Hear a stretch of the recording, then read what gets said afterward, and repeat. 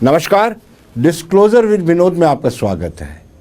समूचे भारत में आज कांग्रेस के कार्यकर्ताओं का, लीडर्स का मनोबल सातवें आसमान पर है। हो भी क्यों नहीं। कहा जाता है कि 2023 जो है सेमीफाइनल है 2024 का, और इस सेमीफाइनल में अगर आप बड़ी जीत अर्जित करते हैं तो स्वाभाविक सी बात है, नेता हो, कार्यकर्ता हो, कैडर हो, मनोबल बढ़ेगा ही। आज कर्नाटका के नतीजों ने बता दिया कि जो जलवा पहले प्रधानमंत्री नरेंद्र मोदी, अमित शाह, जेपी नड्डा का था, वो थोड़ा थोड़ा फीका पड़ता जा रहा है। इस पर चर्चा करेंगे। Ravindra Sharma ji, chief spokes person Congress से हमारे साथ मौजूद है। रविंद्र जी, आपका मुबारक भी हो और आपका स्वागत भी। धन्यवाद धन्यवाद। अजय भारती जी, बीजेपी के बड़े नेता हैं। अजय जी, आपका भी स्वागत है। धन्यवाद, नमस्कार। शुरुआत मैं करूंगा रविंद्र शर्मा जी से। रविंद्र शर्मा जी, मुबारक हो पहले, और साथ साथ क्या आपको लगता है कि पोलराइजेशन करने में कांग्रेस कामयाब रही और भारतीय जनता पार्टी, कोशिश तो भरसक की भारतीय जनता पार्टी ने, लेकिन कामयाबी जो है, फतेह जो है पोलराइजेशन की, कांग्रेस को मिली? देखिए विनोद जी, मैं तो ये कहूँगा कि बीजेपी पोलराइजेशन करने में नाकाम रही ये पहला चुनाव, क्योंकि साउथ इंडिया में थोड़ा सा मैं समझता हूँ कि वहाँ लोगों की सूझबूझ और पढ़ाई लिखाई का फ़र्क है। प्रयास तो बहुत किया और नंगा नंगा प्रयास किया, लेकिन बजरंग बली ने भी इस बार इनकी नहीं सुनी। उन्होंने सत्य का साथ दिया और कांग्रेस का साथ दिया। मैं ये कहूँगा जितनी लैंडस्लाइड विक्ट्री हुई है इस वक्त तक के आंकड़े बताते हैं कि 136 तक, और जितनी बुरी तरह से हार हुई है इतनी शायद इनको भी तवक्को नहीं थी जी। बड़े कॉन्फिडेंट होकर के अमित शाह जी का जब हम इंटरव्यू सुनते हैं, गृह मंत्री जब ये बोले जी, तो कई बार डर भी लगता है कि पता नहीं क्या वजह है। लेकिन आज आपको ईवीएम पर भरोसा हो गया, अदरवाइज आप हार जाते तो आपने सारा गुस्सा जो है ईवीएम पर निकालना था। चलिए वो बात अलग है, लेकिन ईवीएम के जरिए हम चुनाव लड़ते हैं। कई जगह ईवीएम में गड़बड़ी, कई जगह खराबियां पाई गई, और आंकड़े बताते हैं कि कितने लाख ईवीएम जो हैं वो खराब पाई गई है। ये तो मैं नहीं कहता, ये आरटीआई और इलेक्शन कमीशन के आंकड़े हैं। इसके बाद भी सवाल तो उठता है, लेकिन उसके बावजूद वहाँ तो सामने नजर आता था और पूरा प्रयास किया गया कि इसको कमलाइज, पोलराइज किया जाए। और कर्नाटका में मैं आपको बताता जाऊं कि 85% हिंदू आबादी है और 12% से कम मुस्लिम आबादी है, लेकिन वहाँ कामयाब नहीं हुए। इसलिए हम कर्नाटक की जनता का बहुत धन्यवाद करते हैं और महाराज बजरंग बली जी का भी धन्यवाद करते हैं कि उन्होंने ये काम होने नहीं दिया। शायद वो इनके जुमलों को समझ गए कि ये भगवान राम, बजरंग बली, उनके नाम पे सियासत करके फिर लोगों के साथ धोखा करते हैं। आज मुद्दा महंगाई था, आज मुद्दा बेरोजगारी था, 40% सरकार कमीशन था, घोटाले थे, बहुत प्रयास इन्होंने किए। चलिए अजय जी से जानते हैं। अजय जी, मैंने भी ये सुना था कि प्रधानमंत्री अपने संबोधन में, पब्लिक रैली में ये कह रहे थे कि बटन दबाना है और बजरंग बली की जय बोलना है और जवाब देना है। इतने नीचे गिर चुके थे आप पोलराइजेशन करने में, उसके बावजूद भी आप जीत नहीं पाए। मलाल तो होगा कि कहीं ना कहीं आपका वो कार्ड काम नहीं आया जो हर जगह काम आता है।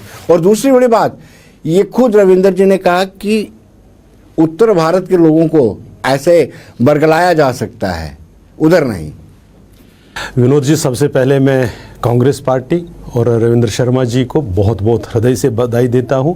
ये डेमोक्रेसी है, डेमोक्रेसी में लोगों का जो वर्डिक्ट होता है, लोगों का मत होता है, उसको शुरूदारी लेना चाहिए। आज इनका दिन है, चुनाव में जीते हैं, हम इनको बधाई देते हैं, हृदय से बधाई देते हैं। धन्यवाद। लेकिन आपने जो देखा है कि आपने उसको काफ़ी पॉलिश करने की कोशिश की, चाहे वो डी के शिव कुमार जी हो, चाहे रविंद्र शर्मा जी हो। इन्होंने नॉर्थ इंडियंस को इस भाषा में नहीं बोला जो आपने बोला। इन्होंने खुलकर उनकी नासमझी को उनको नासमझ बताया है।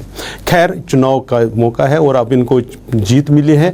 वो सब वादे जो इन्होंने मैनिफेस्टो में किए हैं, अब उसको डिलीवर करने की अब सिर्फ जीत के गुण गाने से नहीं, इसको अपने मैनिफेस्टो को इम्प्लीमेंट करने की बात है। हमें आशा है कि अब कल से वहाँ कर्नाटका में पेट्रोल सस्ता होगा, गैस सस्ती होगी, वहाँ पर लोगों को रोजगार मिलेगा। बजरंग दल पर बैन लगेगा कल से?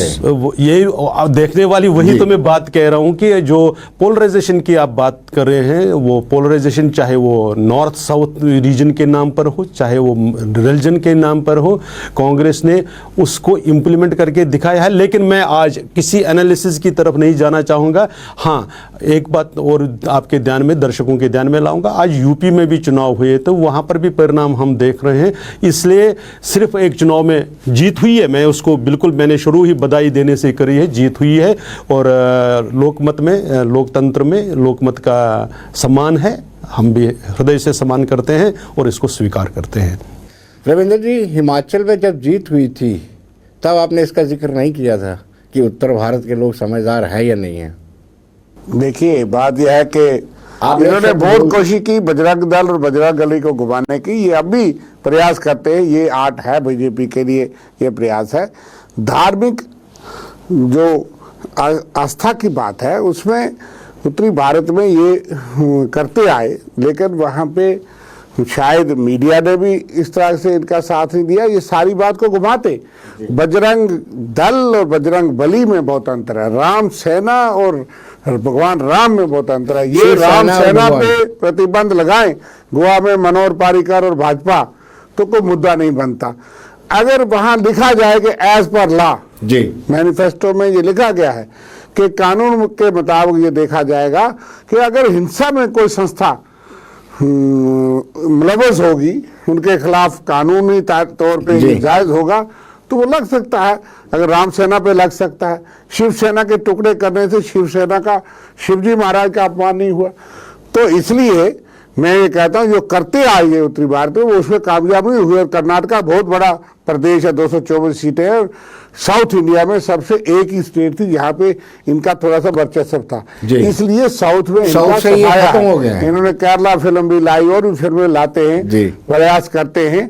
लेकिन मेरे कहने का ये प्रयास है कि आज लोग समझ चुके हैं, बार बार आप जो धार्मिक कार्ड प्ले करते हैं, अब मुझे लगता है वो घिस गया है और लोगों को समझ आया है कि जब ये काम करने का वक्त, तो वादा तो होता है कि मुलाजिम पक्के करेंगे, गैस सस्ती करेंगे, पेट्रोल 35 रुपये 36 रुपये करेंगे, किसानों के साथ इंसाफ करेंगे, लेकिन बाद में आप कुचल देते हो किसानों को, मजदूरों को, गरीब लोगों को और बेरोजगारों को, महंगाई, आम आदमी। इसलिए आज लोगों ने मुद्दा वो रखा। भारत जोड़ो यात्रा का असर दिखा। 71% राहुल गांधी जी की स्ट्राइक रेट रहा कि जहाँ वो गए या यात्रा गई उसकी कामयाबी हुई। मोदी जी तो 50% से नीचे आ गए, अमित शाह तो 33%।